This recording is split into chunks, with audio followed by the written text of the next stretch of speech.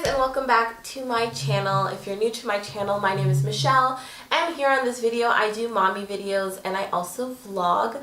But for the month of November I am doing an allergy awareness series, and so I will link the rest of the playlist for this series in the description box and also in an iCard. Today I am doing another Q&A. This one is with a daycare provider, and actually it is my daughter's daycare provider. And she's answered a few questions for me about how she addresses allergies in the daycare setting.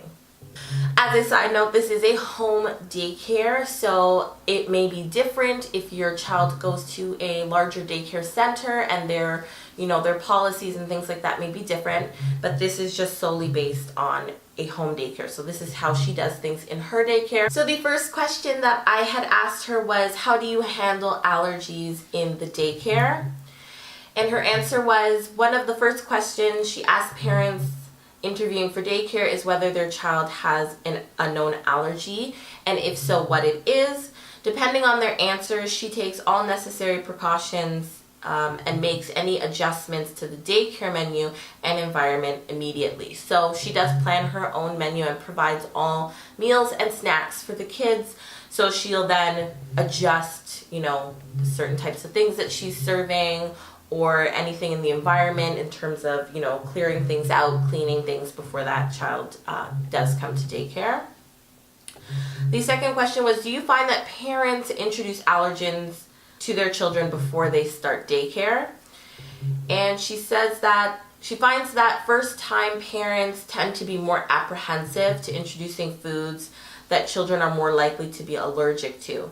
Parents to more than one child are usually more likely to introduce those foods sooner, which is definitely great to know. I actually did in a video that did discuss introducing allergens to babies, and I can definitely understand because I am obviously a first-time parent. I have one little baby girl, and so introducing allergens to her was something that was a little bit scary for me because I was worried about what kind of reaction she might have, what was I going to do if she was allergic to something, but I also wanted to know as soon as possible so that I could prevent her coming into contact with things a lot better, and that I could control certain environments to make things safer for her. So for me, it was because I've dealt with a lot of children with allergies and have had friends or family members with allergies that I knew it was something I needed to do, but I definitely know that it's something that could be scary, but it's all for the safety of your child. And it does make sense that once you have more than one child, you're kind of like, okay, you're in that routine and you know that this is the best thing to do. The next part to that question was, do you encourage them to do so, or do you introduce them? So she said, if the child has no known allergies at all, she will introduce foods and advise the parents that the child has had that food at daycare.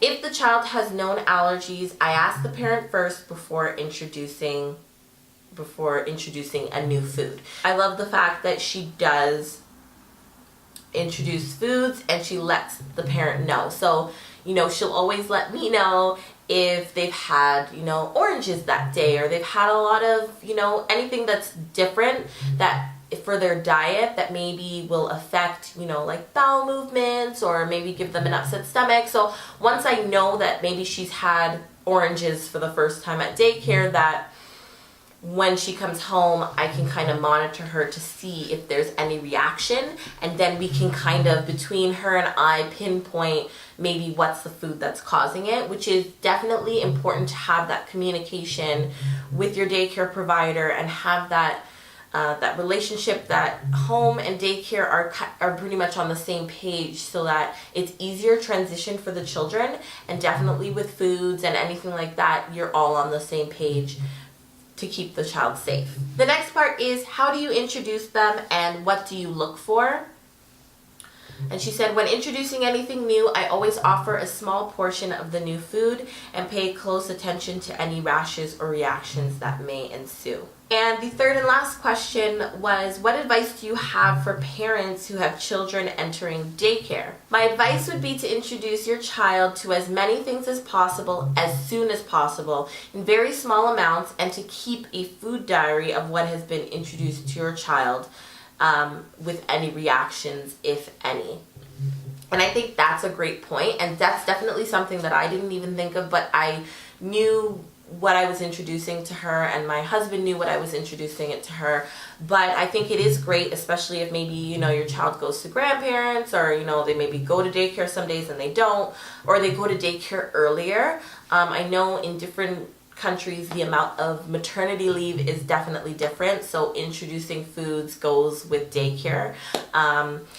So there's that, but I think a food diary is a great thing to kind of note, like, this is what I gave her today and this is what happened afterwards. Maybe she had a rash, or she had a different bowel movement, or she seemed like she had more gas. So that way you kind of know what certain foods, like how certain foods interact with your child, and I think that is a great point. Anyways, guys, that is it for this Q&A. I hope it was helpful for those of you who are maybe going to be sending your child to daycare, or you want to know how things could operate in a home daycare. I hope that this was informative for you. If you have any comments or questions, leave them down below. I can definitely answer them, or maybe if my daycare provider could answer them, I can get those answers from her as well. If you like this video, please give it a thumbs up. If you aren't already subscribed, hit the red subscribe button so you can see when I post another video to this series or any future videos. As always, the Facebook page for the Fate Initiative will be linked down below, as well as the GoFundMe page for my friend Joanna's family, and to help them with all the great work that they are doing. So make sure you guys check that out, and I will see you guys in my next video. Bye.